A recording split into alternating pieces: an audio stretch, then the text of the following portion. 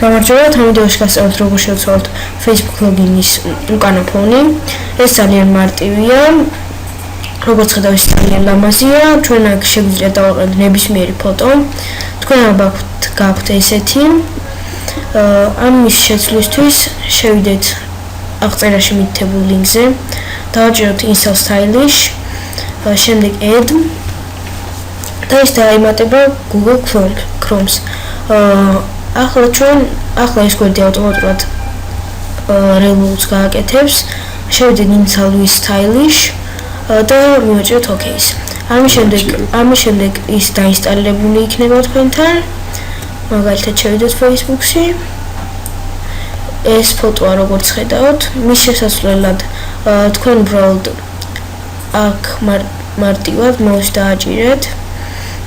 შემდეგ მივიცეთ Edits და გამოგვიგდებს კოდების პანელს.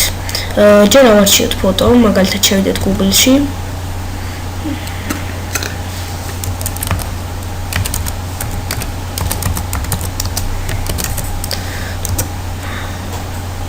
ნებისმიერი ფოტო, რა თქმა უნდა.